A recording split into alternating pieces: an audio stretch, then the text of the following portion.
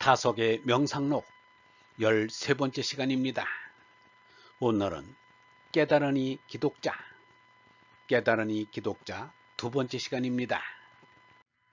찬송의 반주는 튼튼한 맥박의 울림, 찬미 반주 건맥박, 태아가 어머니 심장이 뛰는 소리를 리듬으로 삼아 소리 없는 감사와 찬양을 어머니께 바치듯 우주에 울리는 하느님의 심장이 뛰는 고동소리에 영원한 생명의 율동을 느끼며 그 반주에 맞춰 우리의 어른 하느님께 감사와 찬미를 드립니다.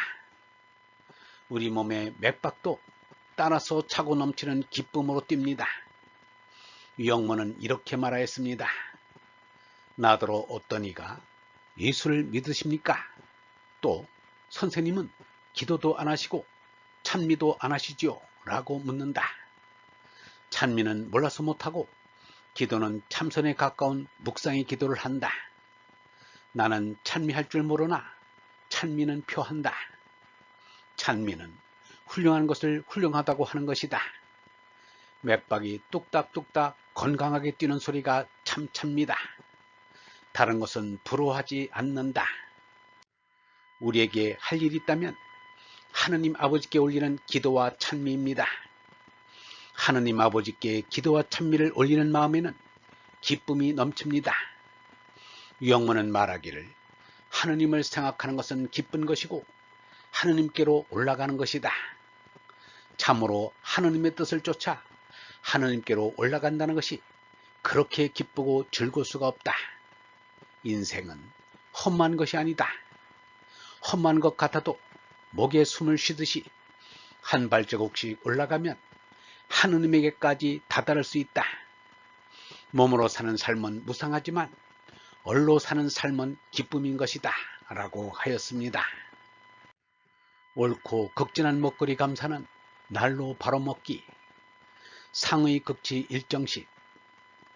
유영모는 이 구절을 이렇게 풀이하였습니다.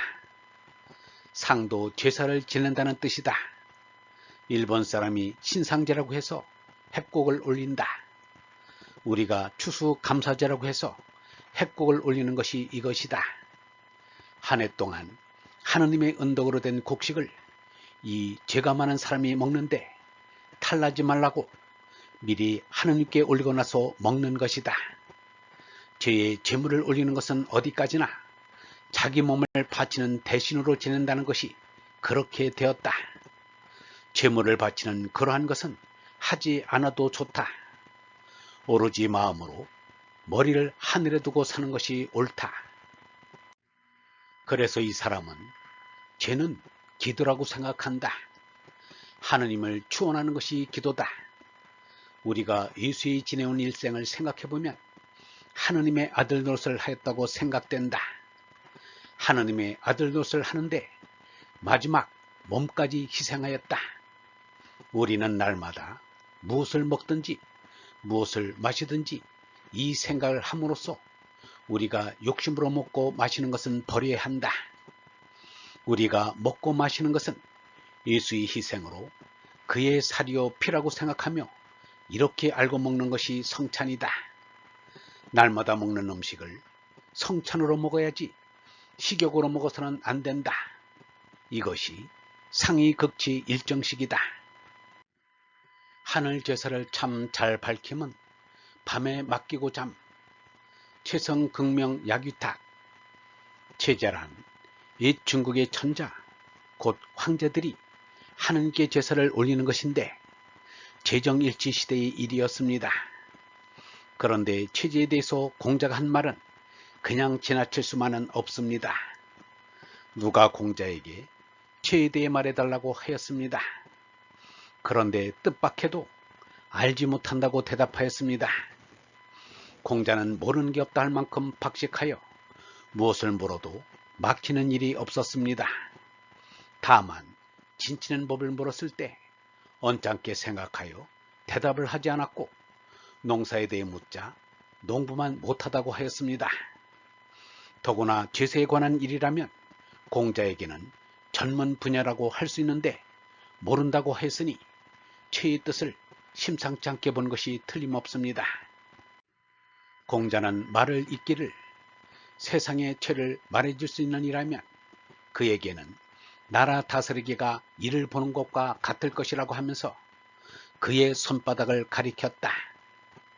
공자는 세상을 다스리는 것을 군자의 사명으로 알았고 세상을 다스리는 일이 가장 어려운 것으로 알았습니다.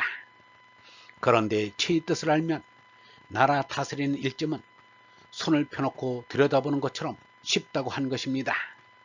이것으로 공자가 천명을 가장 두려워한 그 마음을 헤아릴 수 있습니다.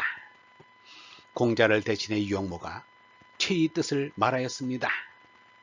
옛날의 백성들은 자기 조상들에게만 제사를 지냈다.